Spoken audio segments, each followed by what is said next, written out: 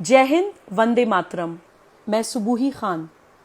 Civil laws यानी कि शादी, ब्याह, विरासत, ज़मीन जायदाद, संरक्षण, प्रतिपालन या फिर गोद लेने के कानून आदि। आजकल ये सवाल उठ रहा है कि हमारे देश में एक यूनिफॉर्म सिविल कोड होना चाहिए, यानी कि आप किसी भी पंथ, किसी भी मजहब, किसी भी जाति के हों, एक समान सिविल कानून सबके ऊपर लागू होना चाहिए। लेकिन कुछ लोगों ने समाज में ये अफवाह उड़ानी शुरू कर दी है कि यूनिफॉर्म सिविल कोड मुसलमानों के खिलाफ है। मैं सर्वोच्च न्यायालय में अधिवक्ता हूँ, एक सामाजिक कार्यकर्ता हूँ और इत्तेफाक से मजहब से मुसलमान भी हूँ। तो मैं इस विषय को क्लियर करने के लिए आप लोगों के सामने इसलिए मौजूद हुई हूँ क्योंकि मैं ये मानती हूँ कि मुसलमान समाज को यूनिफॉर्म सिविल कोड की आज सबसे ज़्यादा ज़रूरत है। मैं आपको कुछ उदाहरण देकर ये बात समझाने की कोशिश करूंगी। हम लोग राष्ट्र जागरण अभियान नाम से एक अभियान चला रहे हैं जिसमें हम भारत प्रवास पर हैं। उस अभियान में प्रवास करते हुए हम लोग हैदराबाद पहुंचे।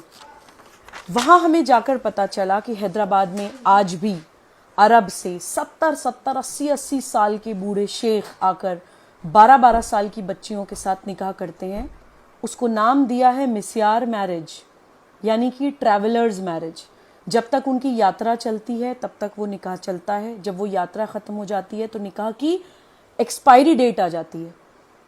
एक छोटी सी बच्ची का शारीरिक शोषण करके, दुष्कर्म करके ये शेख अपने देश चले जाते हैं और बोलते हैं कि इसकी इजाज़त उनको शरिया देता है। आज भी मुसलमान समाज में पुरुष बहुविवाह करते हैं। अपनी बीवी के होते हुए अपनी बीवी की मौजूदगी में दूसरी बीवी लाते हैं।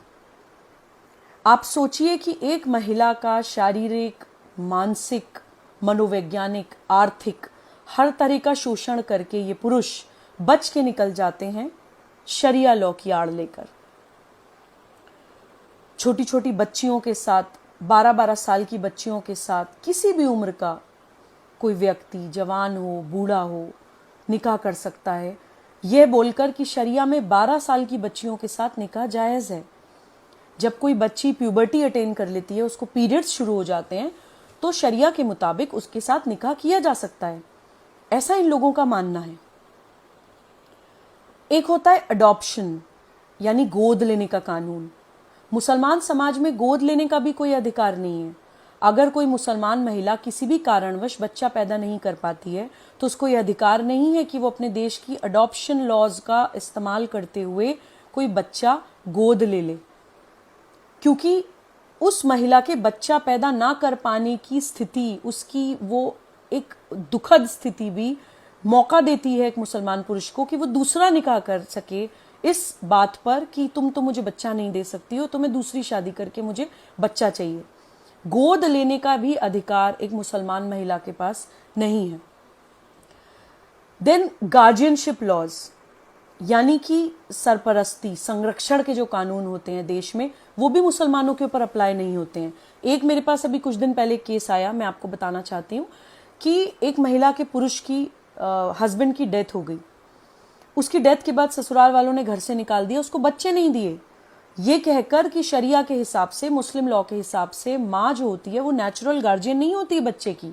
अगर फादर की किसी कारणवश डेथ हो गई है तो उस बच्चे की गार्जियनशिप ससुराल वालों के पास जाएगी। तुम कौन, तुम तो कुछ हो ही नहीं, ऐसा बोलकर उस महिला को घर से निकाल दिया गया।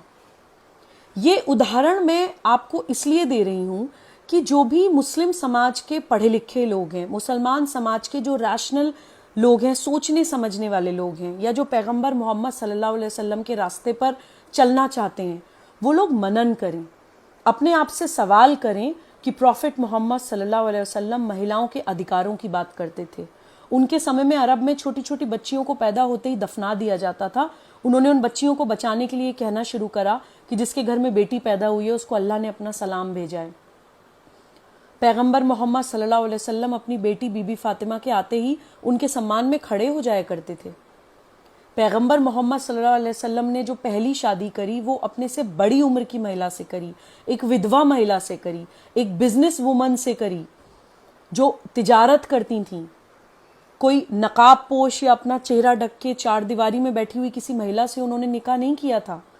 तो हमारे प्रॉफिट हमें महिलाओं का सम्मान करना सिखा कर गए हैं। प्रॉफिट मोहम्मद सल्लल्लाहु अलैहि वसल्लम अपने घर के काम खुद करते थे, खाना खुद बनाते थे, कपड़े खुद धोते थे, घर के सारे बेसिक काम खुद करते थे। उनके रास्ते पर चलने वाले हम लोग, हमने महिलाओं को एक सेक्सुअल कमोडिटी बना दिया है। इस्लामिक समाज के, मुसलमान समाज के सारे अपराध महिलाओं के और छोटी छोटी बच्चियों के साथ होते हैं, और अगर उनके फेवर में कोई कानून आ रहा है तो हम उसका भी विरोध करने के लिए खड़े हो जाते हैं। हम क्या कर रहे हैं?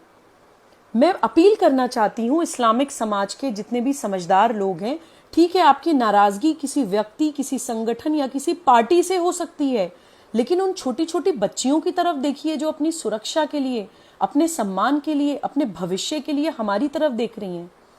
हम समझदार हैं, हम पढ़े लिखे हैं, हम उनको इस दलदल से निकाल सकते हैं। कृपया यूनिफॉर्म सिविल कोड का साथ दीजिए और इन बच्चियों का हाथ पकड़ के इनको इस गंदे दलदल से बाहर निकालने में सहयोग करिए।